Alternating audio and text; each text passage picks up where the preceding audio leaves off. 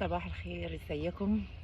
النهارده انا طالعه اكلمكم شويه عن موضوع الشغل في امريكا، بما انكم كلكم يعني متشوقين تعرفوا حاجات عن امريكا. بس طبعا زي ما في ناس قالت انتي مجرد 3 سنين في امريكا، دي حقيقه فعلا. وهرجع اقول كلامي دلوقتي او في الفيديوهات اللي قبل كده، دي عن خبرتي 3 سنين.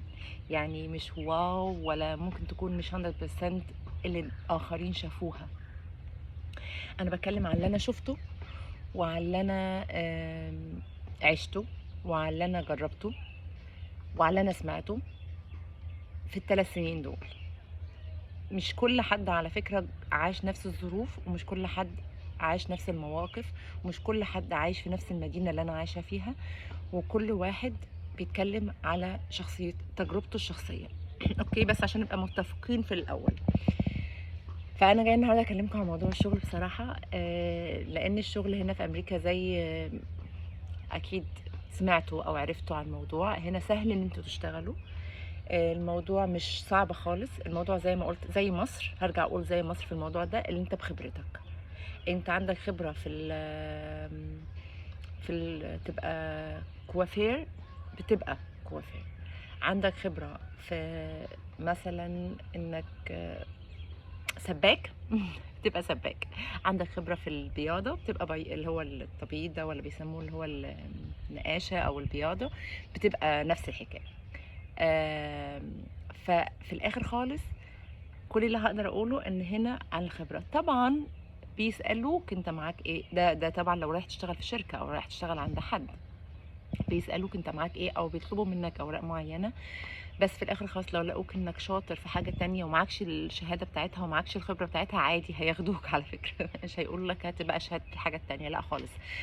لو انت عندك خبره في كوافير، او انت ممكن تفتح محل عادي جدا من غير اي شهادات ومن غير اي حاجه خالص. آم، بتروح تشتغل في اي مكان من غير امين. يعني اقصد الاماكن اللي هي العاديه اللي هي بالساعات. بخبرتك، عندك خبره هتشتغل، مش اكتر. دي حاجات اللي انا عشتها هنا. ممكن تفتح البيزنس بتاعك ايزي جدا. يعني انا ابني لسه فاتح بيزنس بتاعه، هو واحد صاحبه. انا استغربت جدا ان هو عارف يفتح الموضوع ده، ان هو يعمل كده وهو عنده 19 سنه. بس anyway، الشغل هنا طالما عندك خبرة في حاجة معينة، صدقني ممكن تطلع وممكن تشتغل وممكن تعمل الشركة بتاعتك بالخبرة دي.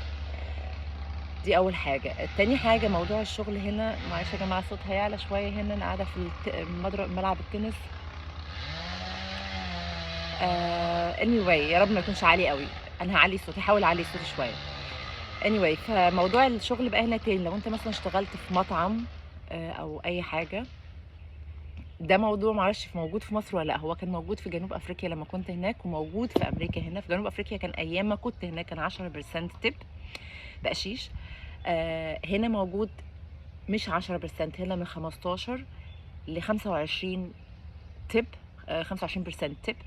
ده لو انت قادر تدفع كمان اكتر من 25% تip بتدفع. يعني في ناس كتير جدا، زي ما قلت شويه شو اوف، بس في ناس كتير جدا مش مجرد ان هو شو اوف، في ناس كتيره جدا بتحاول تساعد الاشخاص دي، لان عارفين ان 3/4 الجرسون او البنت اللي بتشتغل في الويتر في المطعم بتبقى بتشتغل الساعه، بتبقى ساعاتها بتبقى بيدفعوا لها قليل جدا، لانهم عارفين لان بيخش لها تب 20%، 20% او 25% تب بقشيش. والبقشيش في الاخر خالص بيتفرق على كل اللي شغالين ففي الاخر خالص ممكن يطلع لك في الساعه، بدل ما كان هيطلع لك انت ساعتك اصلا 12 دولار في الساعه، لا هيطلع لك 25 دولار في الساعه عشان التبل. طبعا حسب المطعم اللي انت بتشتغل فيه. لو بتشتغل في مطعم غالي هيخش لك تب. ساعات بيدفعوا تب. لو رحنا مثلا مطعم ودفعنا في الايفنينج 400 دولار في العشاء، هتدفع عليهم 20%، 20% تب. فبيخش لهم بصراحه مبالغ بال40 وبال50 دولار وبال70 دولار، وفي اماكن بيخش لها بال100 دولار، وفي اماكن بيخش لها بال1000 دولار. لو انت في لاس فيجاس مثلا بتدفع بال5000 او بال4000 دينر، هتدفع 20%. anyway، فانت حسب برضو في المدينه اللي انت فيها، وحسب لان كل ما بتبقى في مدينه اكبر كل ما المطاعم اللي فيها بتبقى اكتر او الاسعار فيها بتبقى اغلى. وزي ما قلت هنا حسب الخبره، لو معاك خبره هتشتغل. هيطلبوا منك اوراق لو شغال في شركه. لو مش شغال في شركه وشغال في مطعم او شغال في مكتب او محل بيع او اي حاجه، مش هيطلبوا منك اي اوراق عموما. ممكن تشتغل بس كده، وممكن تعمل خبره هناك كمان.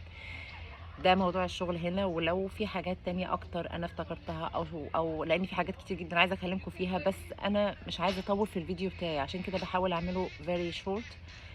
وهرجع اكلمكم تاني في حاجات تانية، وان شاء الله يا رب الفيديو ده يعني يساعد شويه او يفهم الناس شويه. وعايزه اقول حاجه كمان قبل ما اقفل الفيديو، بليز يا جماعه، انا والله لو اقدر اساعد ناس كتير جدا تطلع امريكا هساعدها، لان في ناس بعتالي انا عايزه اطلع امريكا. انا كل اللي هقدر اقوله آه، يعني اللي هم الصغيرين، زي حد بعت لي عنده 19 سنه، ممكن تقدم كفيزه طالب. يعني ممكن تقدم ان انت تيجي تدرس هنا، بتبقى سهله جدا. غير كده انا زيكم جايه هنا مع شغل جوزي وقاعدين وما نعرفش هنمشي امتى وربنا يسهل. فانا فعلا لو هقدر اساعد اي حد، لو وصلت قوي وبقيت يوتيوبر فظيعه يعني وقدرت اجيب ناس، والله هجيب. بس انا لحد دلوقتي طبعا انا يعني زيكم بالظبط. وهحاول، بس كل اللي هقدر اعمله هحاول ان انا اوصل لكم حاجات عن امريكا ومعلومات عن امريكا وحاجات اللي انا بشوفها عن خبرتي الشخصيه هرجع اقول. اوكي، ويا رب الفيديو ده يعجبكم ويساعد ناس او ناس تستفيد بيه. وان شاء الله هعمل لكم الفيديو الجاي على حاجه تانية. باي باي.